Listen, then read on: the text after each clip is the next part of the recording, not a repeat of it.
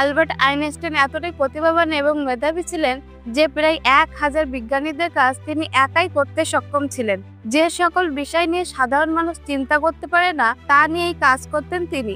তিনি তত্ত্ব এবং ভর শক্তি সমতুল্যতার সূত্র আবিষ্কারের জনক ছিলেন, যেগুলো আমরা বলতে গেলে জীবনের সবকটি জায়গাতেই ব্যবহার করি। অ্যালবার্ট আইনস্টাইন ছিলেন বিশ্বের মেধাবীদের মধ্যে প্রথম সারির একজন বিজ্ঞানী। তার আবিষ্কারের মধ্যে রয়েছে ফটো ইলেকট্রিক নীতি সহ আরো অনেক থিওরি, যেগুলো আমাদের দৈনন্দিন জীবনকে অনেকটাই সহজ করে দিয়েছে, যার জন্য তিনি পদার্থবিজ্ঞান বিভাগের 1921 সালে নোবেল পুরস্কারও পেয়েছেন।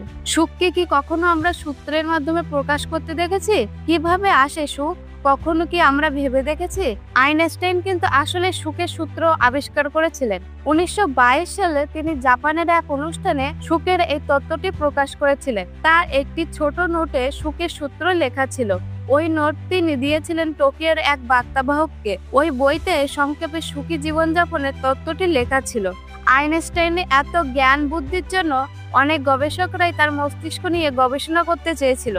তারা বুঝতে চেয়েছিল যে আইনস্টাইনের দেহের ভিতরে কি আছে যা তাকে অন্য সবার থেকে আলাদা কাজ করতে সক্ষম করে। ঠিক এই কারণে আইনস্টাইন তার মৃত্যুর আগে বলেছিলেন তার মৃত্যুর পর যেন তার দেহকে পুড়িয়ে ফেলা হয়, কিন্তু তিনি যেটা চাননি ঠিক সেটাই হয়েছে। তার মৃত্যুর পর যে ডাক্তার তাকে পোস্টমর্টম করেছিল তিনি তার চোখ এবং মস্তিষ্ক চুরি করেছিল। 1955 সালের 18 এপ্রিল দিনটা ছিল শুক্রবার। অসুস্থতা নিয়ে প্রিন্সটন হাসপাতালে ভর্তি হয়েছিলেন আইনস্টাইন। পরে সোমবার রাতে পৃথিবীকে চিরবিদায় জানান এই মহাবিজ্ঞানী। মৃত্যুর আগে তিনি জার্মান ভাষায় দুটো কথা বলেছিলেন, কিন্তু কর্তব্যরত কোনো নার্স জার্মান ভাষা জানতেন না বলে এই বিজ্ঞানের শেষ দুটি কথা হারিয়ে যায় চিরকালের মতো। আইনস্টাইন চেয়েছিলেন তার মৃতদেহকে দাহ করা হোক। তার ইচ্ছে অনুসারে পোড়ানো ছাইগুলো অচেনা জায়গাতে ছড়িয়ে দেওয়া হয়, কারণ তিনি চাননি মারা যাওয়ার পর তার লাশের উপর স্মৃতি স্তম্ভ তৈরি হোক বা সেটা পর্যটন কেন্দ্রে পরিণত হোক।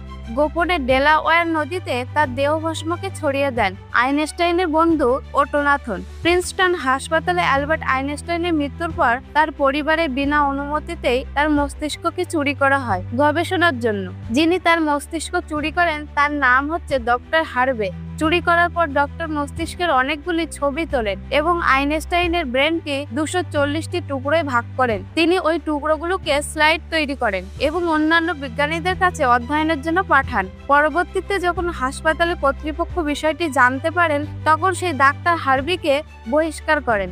সর্বশেষ 2010 সালে 14টি স্বতন্ত্র ছবি সহ আইনস্টাইনের মস্তিষ্কের বাকি অংশ যুক্তরাষ্ট্রের national museum of health and মেডিসিনে দান করা হয়। এই মস্তিষ্ক গবেষণার পর থেকে অনেকে দাবি করেছেন সকল গণিতবিদ এবং বিজ্ঞানীদের মস্তিষ্ক নিয়ে গবেষণা করা হোক। আইনস্টাইনের মস্তিষ্কের বাম এবং ডান অংশেও একে অপরের নিউরনের যোগাযোগ ভালো ছিল, সেজন্য সে একসাথে অনেক কঠিন বিষয় নিয়ে ভাবতে পারতেন। তার মস্তিষ্কের প্রচুর ব্রেন সেল ছিল।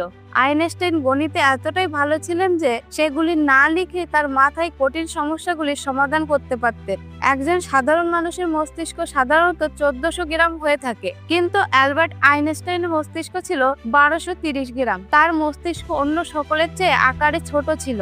তার মস্তিষ্ককে তিনি যেভাবে ব্যবহার করেছেন ওভাবে সাধারণ অন্য কেউ ব্যবহার করতে পারে না। যেখানে একজন মানুষের মস্তিষ্কে আইকিউ থাকে 90 থেকে 110, সেখানে অ্যালবার্ট আইনস্টাইনের আইকিউ ছিল 160 থেকে 190। এটা দেখে বোঝা যায় যে এই বিজ্ঞানী কতটুকু জ্ঞানী ছিলেন। এমনকি মানুষের মস্তিষ্কে যে অংশটি গাণিতিক সমস্যা সমাধান করে এবং নতুন কিছু নিয়ে চিন্তা করে, সে অংশটি অন্য সাধারণ মানুষের থেকে অ্যালবার্ট আইনস্টাইনের মস্তিষ্কে 15% বেশি ছিল।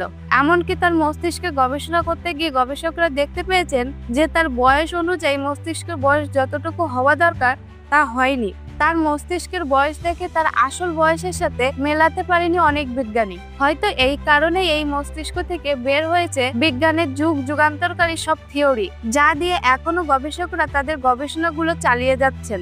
ডাক্তার হার্ভে বলেছিলেন আইনস্টাইনের মৃত্যুর কারণ খুঁজে বের করার দায়িত্ব দেওয়া হয় আমাকে, কিন্তু কারো পরামর্শ বা অনুমতি ছাড়াই আমি এই সিদ্ধান্ত নিই। আইনস্টাইনের মস্তিষ্ক নিয়ে অনেক কৌতূহল ছিল আমার।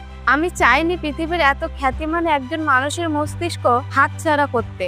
তাই আইনস্টাইনের মৃত্যুর ঘণ্টাখানেক সময়ের মধ্যে মাথা থেকে মস্তিষ্ককে পরম যত্নে ও আদরে বের করে ফেলি। সেই সঙ্গে তার দুটি চোখও বের করে নিয়েছিলাম।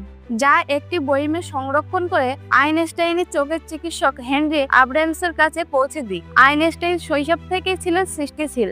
যে বয়সে আমরা পাঠ্য বইয়ের গণিতের ফলাফল মেলাতে হিমশিম খাই, সেই বয়সে আইনস্টাইন কঠিন কঠিন ধাঁধার উত্তর দিতে পারতেন। ছোটবেলায় দুটি জিনিস তার মনে বিস্ময় জন্ম দিয়েছিল। প্রথমত 5 বছর বয়সে একটি কম্পাস হাতে পান এবং তার ব্যবহার দেখে অবাক হন। তারপর 12 বছর বয়সে তিনি জ্যামিতির একটি বই হাতে পান। বইটি পড়ে এত আনন্দ পেয়েছিলেন যে একে পবিত্র ছোট জ্যামিতির বই বলে উল্লেখ করেছিলেন। আসলে তার পড়া সেই বইটি ছিল বিখ্যাত গ্রিক গণিতবিদ ইউক্লিডের। আজকের এই ভিডিওটি এই পর্যন্তই। আর আপনাদের যদি ভিডিওটি ভালো লেগে থাকে তাহলে একটি লাইক করে দেবেন এবং চ্যানেলটি সাবস্ক্রাইব করে নেবেন।